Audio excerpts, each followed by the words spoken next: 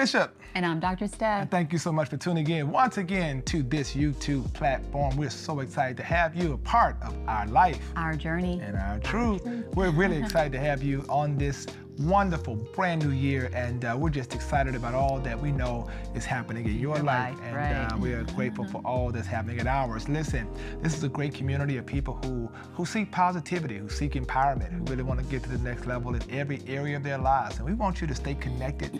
Follow my wife, Dr. Steph Walker, right there on Instagram. Follow me at drstephwalker3.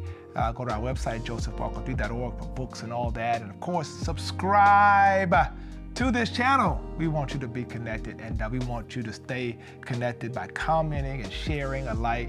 We've been in a wonderful, wonderful series on this month, and this is really going to close it out. And we really want to help you be successful in every area of your life. And today, it's going to be something powerful, right? Because a lot of people, when they have goals and then we execute with excellence, how do we maintain that momentum? Right? Yeah. And momentum is key, because I believe when you really think about momentum, you have to think about forward motion. All movement is not momentum. And sometimes you can have movement and you're in the same place you were in over and over again, right? You don't want that hamster reality. You really want to see some progress. And that's why I think when you think about goals and how they should be measurable and how you're able to look back and see, where am I in the process? But what we want to do today is give you some very practical strategies on how to maintain momentum. First thing we want to talk about is the power of perspective. Yes. Perspective. Right? Because when we talk about perspective, a part of momentum is making sure the main thing is the main thing. Yeah, like frequently what ends up happening is you set your goals, you get started, you know, your eyes are wide open, you're making those moves, you're executing, and then you look up and like you are actually doing it, right? But what ends up happening for some people is they take their eyes off of the fact that it's God that's helping them make this movement, and they start thinking, look at me, look what I'm doing. You know, I'm this, I'm that, and they start to get the big head.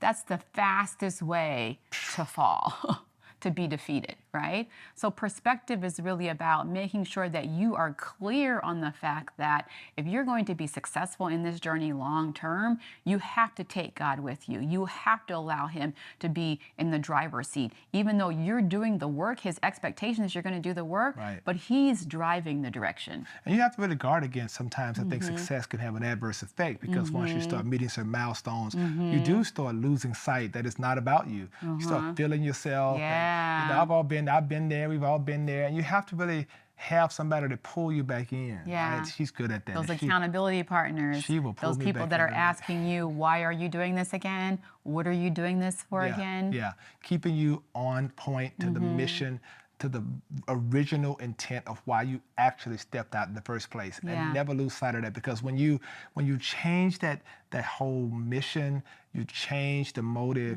you start changing the brand, and we don't recognize it. And you look up and people say, I don't recognize you anymore. Right? Yeah, you're not the same. And then you start person. Thinking something's wrong with your friends because they're pointing it out to you. Something's wrong with you. Yes, sir. Yes, ma'am. So it's incredibly important that you understand that. So I think that's the first thing.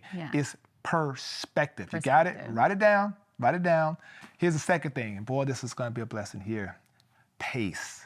Yeah. We talk about pace. We're talking about the cadence, the rhythm. It is said the fastest way to get there is slow. And sometimes you can be so excited about a thing, you just run, and do it, and you miss things. Let me tell you what I've learned. That when you move too fast, you overlook details. Yes. The devil's in the details. Sloppy in your business. You get sloppy in terms of the things that you're really supposed to be doing to make certain that you accomplish it. You start and those skipping habits over that we talked about in the last episode, you forget those habits and you want to start skipping steps, as opposed to maintaining those habits and that schedule that you created. Yeah, And yeah. it's so important, right? And I Yeah. think it's okay, like, to understand that I may not necessarily get there with a person, because I'm not competing with you. I want to get there whole. I want to Right. get there, When someone else gets there, yeah, you want to get there when in your own time. in your own What's for time. you is for you. And I think it's so easy, right? Like in this day and age with Instagram, Facebook, and all this stuff, like people are constantly comparing themselves with others. And so as opposed to running your own race, and this is something that we are actually really good at, right? Like we have these conversations about like just being super tunnel vision, like being a horse in a race with blinders on, Yeah. like focus on your own race. I will never forget, I was in high school, I was running the hurdles. I used to run track, y'all, yes. I was running the 110 hurdles, and our team was up. We were winning. We just needed 2 more races. This was one of them. And I was in the lead, and I turned and looked at the girl next to me. My tail foot caught that hurdle, and I fell, boom, flat on my face. Never again in my life have I ever bothered to care what anyone else is doing. That was a hard lesson to learn, but that's real life, y'all. Yeah. So you got to run your Own race, race with pace, right? Yeah, That's so important. And I think that's huge. I think for so many of us, if we ever learned contentment of that, and it's a sweet spot. Be you, do you, stay in Man, your own lane, stay focused. The Bible says godliness with contentment Yeah. is of great gain, Yeah, right? So yeah. please value the pace. Here's the third thing: partnerships. Yeah, well, they say if you want to go far, if you want to go fast, go alone. If you want to go far, go together. Go together. Right? And the collaborative process, having people alongside you, Yeah. not trying to do a goal or vision in silo or solo, but really finding partners who can come from a variety of places. Other parents, for us, we partner with other parents in terms of our goals, in terms of education, What we're trying and to our do with our family, kids and all and that. our family, yeah. Partnering with friends, partnering with work colleagues, partnering with people in the community. Right. It's a variety of things you can do to make sure you understand momentum is about you not trying to carry this by yourself. So let's say if you have health goals, if you have weight loss goals, if you have, healthy living, healthy lifestyle goals, identify other people around you who are doing those things that are similar to what you're trying to do and run that race with them. Bring them along. You join them. Join hands, because at the end of the day, what ends up happening when you do find other people who are like-minded, like your mind will think of, let's say, 100 things.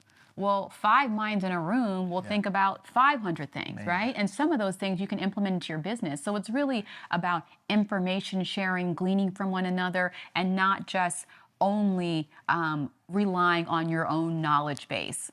I think a lot of times when you insert partnership, you also set yourself up for a creativity and relevance. Right? Because when you don't insert partnership, you rob yourself of the ingenuity and the creativity Of that's others. in the room, right? And I think that's what keeps us relevant, because we're always talking to people, finding out what best practices are, and that's how you move forward, and that's how you do it with excellence, and that's how you maintain momentum, because you're always trying to engage people and do relationships well. You can't be out here just by yourself in a bubble, man. You got to get outside the bubble. And if you are the smartest person in the room, oh gosh, it's okay to be in that room every once in a while, but that cannot be your main room.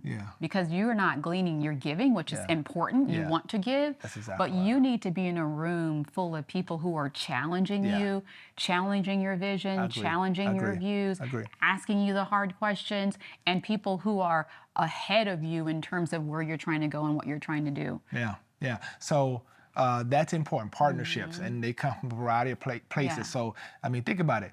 I mean, Jesus could have just come into the world and saved the world himself. By himself. But he chose 12 people. Right. Like, I'm not going to do this. He didn't need them. Right. He did it with partnership. Right. And setting that model for us. We have to do that. So what was the first thing, y'all? Perspective, right? What was the second thing? Pace yourself. The third thing was what? Partnerships. All right, here's the fourth one. This is a big one. A big one. Honey, we live by this. Pause. Yes. When we had to learn this the hard way, it wasn't something that was intuitive. We're type A personality people. We just go till we fall off the cliff and drop, right? But we had to learn that yes, and it's counterintuitive, right? We say the word momentum. How do you maintain momentum? We frequently say, well, you can't stop. Well, you don't have to stop to pause. Like you put processes in place to make sure that you're continuing to do whatever it is you're doing, but you do need to pause every once in a while to take time to yourself. Absolutely. Especially if you're building a business, especially if you've got big dreams, big goals, especially if you're pushing yourself beyond, to be able to take a moment to take care of that number one asset, which is your mind, your body, your spirit, your you, right? Yeah. So that then you can get that second win so that you can keep going. Because if you don't ever pause, yeah, you're going to have the greatest momentum, and then guess what? You're going to hit a wall, and that's going to be worse. You know, the spa was made for you. Yeah. The beach was made for you. Yeah, right. You gotta go. Right, and I think, you know, to step away sometimes, we do think that, oh my God, I could be doing so much more, whatever. Yeah. Like I literally, like even, you know, thinking about like some of that moments in which I just want to get a good book. I just want to just cuddle up. It doesn't even have to be something expensive. You don't have to spend money to pause. Easy. Yeah, sometimes it's just taking a bath, you know, taking some time, closing the door, locking yourself in a room if you've got kids. You know, sometimes it's just, like he said, grabbing a book, watching a movie, turning on Netflix, just stepping away, right? Yeah, and I think, you know, me being the nerd I am, I think about these things often in a variety of different places. You think in music, for example, in music, the way music is written, there is actually a pause. There's actually a space for pause, a note for that. When you think about literature and you think about comma, it's actually a pause. So you don't keep on. That's a pause. Purposeful. Do you understand? Think about driving down the street. It doesn't go from green to red. It gives you yellow to slow down and prepare to pause. I'm saying that God will give you this opportunity to slow down and say, okay, now you need to take a hard stop, but pause, slow down. You're moving too fast. And when you pause and step away, it's a time for reflection. It's a time to be rejuvenated. And that's where a lot of, I think, your creativity is ingenuity. rebirth. Oh, because you're in that quiet space that you can actually receive what God is downloading. And we've frequently seen that. You go, and you're just like, I've lost my creative juices. I don't have anything to give. I don't have anything new. You step away, and then you come back, and you're on fire. Remember when our trainer, and boy, we loved him. He loved him so much. But our trainer used to do these things. Like we used to think like running, go run around, you know, the community and come back. That we thought that was something, or you know, put you on the treadmill. The thing that used to get us though is running sprints. Let me tell you something. Now, sprints is a classic example of pause. Because you can get on a treadmill for 30 minutes, right? And it will not have the same impact as running sprints. You can run 6 sprints up a hill, full speed, but he'll say, go, and you run as fast as you can, get your heart rate up, but then you have to walk back, pause, and let your body recover. And run it again. And I think that's a good metaphor for like how to high intensity go interval hard. Training, Right. And you know, we always say, we teach our kids, you do what you have to do so that you when you have to do it, so you can do what you want to do when you want to do it. Exactly. Right? And we also say, in terms of our just own life perspective, you work hard, you play hard. That is. And so, man, you got to go out there and we play hard. You can totally, We play hard, man. I ain't lying. You work out here, man. I'm like, shoot. And here's the deal. Let me just throw this out for free. One of the things I had to help her with, and I'm being honest, she'll tell you it's true. So I used to say, like, as hard as we work, and so, you know, she's very, like, she's always trying to look out, she's going to coupon clip and everything else. I'm super frugal, y'all. Right? Like, I am super frugal. I am too. But one thing I'm frugal. But one thing He's mindful. I'm frugal. I do not cut cost on. Yeah, that's true. Or accommodations. When we travel. Yeah. I'm not doing it. You know why? Because I'm like, if I go hard like this and I work, I am not going to be on the struggle bus when I'm on vacation. Yeah. I'm like, I want all the amenities. I want everything. You earned it. I earned it. Yeah. That's how you reward yourself. Yeah. And you got to do that, man. You got to pour your point on everybody else. You got to do it for yourself. So at the end of the day, and of course, we use points too, y'all. So we very frugal like that. Yeah, we do. Don't get it twisted. We don't be paying in the room. We're going to do an episode on that too. But how do you maximize your credit card points? Yeah. Anyway, all right, let's All right, focus. All right. So, all right. So back to this. All right, we're talking about pausing. But the final thing, number 5, is something that I believe will help you maintain momentum greater than anything we've ever said. You know what it is? Prayer. Wow. Yeah. Number 1, 2, and 3. Prayer. 100%. Talking to God. Asking God to give you the grace and the strength to continue to go on. To guide you, to lead you, to show you when to turn. Yeah. You cannot do this work. You cannot fulfill this goal. You cannot accomplish this vision. You will not be successful if you do not pray. Yeah. Bible says, obey my prophets, and obey the Lord, and you will have good success. Yeah. Like this idea of being in communion with God and saying, God, I don't want to get outside your will. What would you have me to do? When would you have me to do it? And this is not a sprint, it's a marathon, no pun intended to the previous illustration, but I think it's important for us to understand the importance of being in a place where you stop asking everybody else and say, God, what is your will for my life? And go ahead. And I was going to say, again, and I don't want to keep saying this, but this is the reality of the world that we live in. It's easy to look on Instagram, on social media, and be like, well, that person doesn't seem to know the Lord and they're successful. It's about what lasts, right? You can get there, but do you just want to get there? Or do you want to get there and live there? Do you want to get there and stay there? Do you want to get there and go from glory to glory, from next level to next level to next level, right? Because yes, you can get there, but when you look in 5 years, is that person still there? When you look in 2 years, is that person still on top? And when you look ahead into in the future, this is what's going to maintain you. We're talking about maintenance. How do you maintain that momentum? How do you continue to grow and get better and better and better and keep climbing, right? And that's what you want. You don't want to work hard, get there, and then 2 years later, you're starting from scratch and starting something else. You want to be able to allow your hard work, the seed that you're putting into the ground, to flourish, to grow, and to go what? Over the wall. Over the wall, man. Over the wall. The scripture says something so powerful about, our relationship with God. It says, now unto him who's able to keep us from falling, right?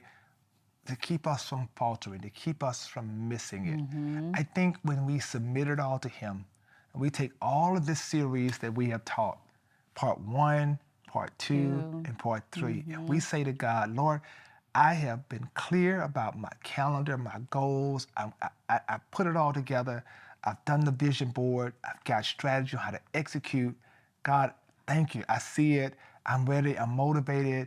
I understand what execution looks like. And here I am now seeking not just to be episodic in my victories, but to really be sustainable, that this year I'm going to be successful. You know what you need to do? You take it all and you just put it in God's hands and say, God, I trust you for the results. At the end of the day, when you do what you can do, he will do what you cannot. We really hope that this series has been a blessing to you. And I hope you will use it in small groups. Maybe use it among your colleagues, maybe your staff, your team. Maybe you just want to pull some folks together that's struggling and say, man, we got to all take notes and listen to this. Right. Or send it to people. Yeah, send it to people. Reach out to us. We might even do something like this. Enough for you guys get together in a group around the country and y'all are watching this and you say, hey, we want to do a Zoom. Let me have some Q&A. Now you got to have quite a few of y'all do it. We'll come on and just interact and share because we just want to be a blessing to you. We want you to win. We want you to win, man. So make sure you go get that book, No Opportunity Wasted, The Art of Execution. Get other content out there, drstephwalker.org. I've written several books on leadership, several books on how to make it happen. One book, Leadership and Loneliness. We'll talk about that in a different episode, but it'll bless you as well. But we hope that what we've shared over these last 3 weeks has been a tremendous benefit to you and to yours. And thank you so much. Make sure you subscribe now. Please do that. And make sure you like and comment. Let us know how this has blessed you and what we can do to help make it better for you up the road. So I'm Bishop. And I'm Dr. Steph. Until next time, peace out.